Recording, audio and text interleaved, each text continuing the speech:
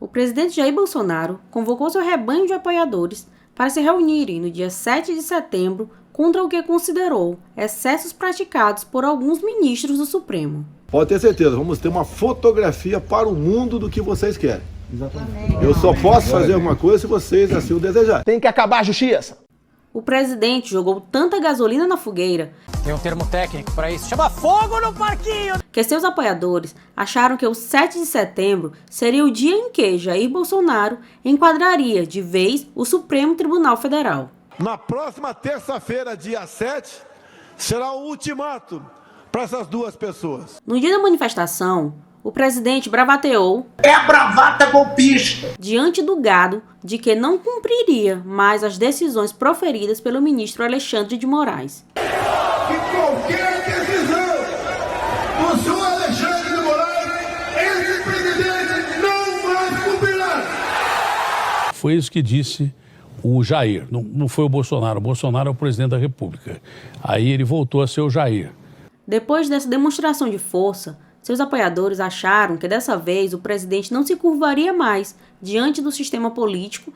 Cada vez fica mais difícil manipular essas pessoas. E que, após o impeachment de Barroso e Moraes, parabéns a quem teve a ideia de fazer cartazes em outros idiomas, a economia finalmente decolaria. Ei, Paulo Guedes, você é mão de vaca mesmo, Paulo Guedes. Esse homem é rico que só o cavalo do cão. Paulo Guedes não dá nada. A gasolina e o arroz baixariam de preço e o pobre finalmente voltaria a comer carne. Pobre se diverte vendo o rico comer. E o rico se diverte vendo o pobre morrer de fome. No entanto, a valentia do presidente não durou nem 24 horas. Ele bravata, grita, mas ele chega na hora H, ele recua. Quando percebeu que a manifestação do gado, bancada por alguns empresários espúrios, uma camiseta para cada um, mais o ônibus, mais R$100 para alimentação. Esse é o nosso grupo Jato de Pompeia. Alguém conhece algum empresário socialista? Não serviu para intimidar os demais poderes. Ninguém fechará esta corte. Bolsonaro decidiu recuar nas suas ameaças e, após ouvir alguns conselhos do ex-presidente Temer, Bem que eu pedi uma pastilha. resolveu assinar uma carta à nação. Na epístola... Epístola? Você não sabe o que é uma epístola? Bolsonaro reafirmou seu compromisso com a Constituição e declarou que não teve nenhuma intenção de agredir quaisquer dos poderes. Mentira! Bolsonaro até elogiou as qualidades do ministro Alexandre de Moraes. E não era verdade. Como jurista e professor. Depois dessa carta, o mundo político se acalmou. E o açougueiro me disse que se o senhor mandar de novo outro recadinho como esse para ele, ele faz picadinho do senhor, hein? A panela de pressão esfriou, o mercado financeiro respondeu com muito otimismo. Só tem ladrão nesse mundo. Apenas o gado chorou. Alguns já estão descendo a lei minha. Natural, paciência. Lógico que, no caso do gado, Tá ok? a revolta não durou nem 24 horas. Quanto mais gente burra por perto, mais aumenta o meu poder de liderança. Tão logo, os formadores de opinião receberam um Pix. Até quando eu falei a palavra propina. Digo, perceberam que se tratava de uma jogada genial do presidente. Nada disso aconteceu. Nada aconteceu. A patota voltou a confiar e autorizar o presidente a agir em seu nome. Você é tão idiota que não dá pra acreditar. Ocorre que nem todo mundo acreditou nessa moderação do Bolsonaro. O cara chega com um discurso e depois faz completamente diferente. O ministro aposentado do Supremo Tribunal Federal, Celso de Mello, Ele não tem que dar opinião em nada. comparou a carta à nação, assinada pelo presidente Jair Bolsonaro, Vão querer debochar de mim, né? Vão querer debochar de mim, vão querer descer o cacete de mim por causa disso aí. Mas é uma realidade. ao Acordo de Munique, proposto por Hitler às nações europeias em 1938. Mas não é só uma coisa minha. O acordo pactuava o apaziguamento, mas foi desrespeitado por Hitler já no ano seguinte. Quem?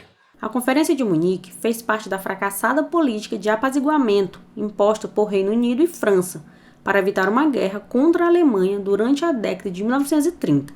E não quero saber de porra nenhuma. Algum tempo depois, Hitler invadiu o restante do território tcheco.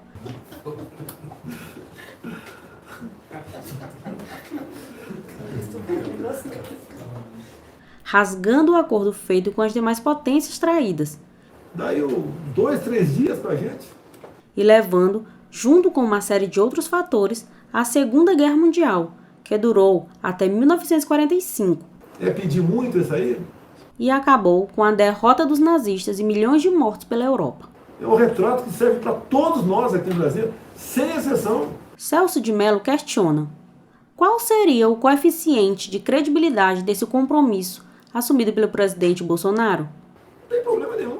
Em artigo publicado pelo site Conjur, o ministro aposentado afirma que a carta na qual Bolsonaro culpa o calor do momento pelos seus ataques ao Poder Judiciário é incompatível com a sua personalidade autocrática. Então a gente vê que tudo foi uma cascata, uma maneira de enganar o povo. E inconciliável com a sua comprovada disposição de ultrajar a Constituição. Eu sempre disse que ia jogar dentro das 4 linhas da Constituição. E de ignorar os limites que a Carta Política impõe aos seus poderes. Não faz parte da Constituição? Entretanto, nem todo mundo foi tão cético assim em relação à carta do presidente. E se curve à realidade. O ministro Gilmar Mendes disse em entrevista à Folha de São Paulo que é preciso acreditar na boa-fé do presidente. Embora se espere do decano da corte uma postura conciliadora, de pacificação de conflitos institucionais, devendo ser por isso mesmo algodão entre cristais. Eu acredito mais no que disse o ex-decano. O governo Bolsonaro tem sido marcado por agressões ao sistema institucional brasileiro. Não seja modesto também, né? O presidente já é conhecido por dar 2 passos em direção ao autoritarismo e recuar apenas 1. Continua usando todos os estratagemas para alcançar seu objetivo. A cada novo ataque, nossa jovem democracia fica cada vez mais fragilizada. Realmente, é por aí. Não é possível confiar na justificativa de que os ataques foram proferidos em um momento de violenta emoção. Por favor, seja pelo menos honesto nesse tema. Quando a carreira desse político foi toda construída em ataques à estabilidade das instituições.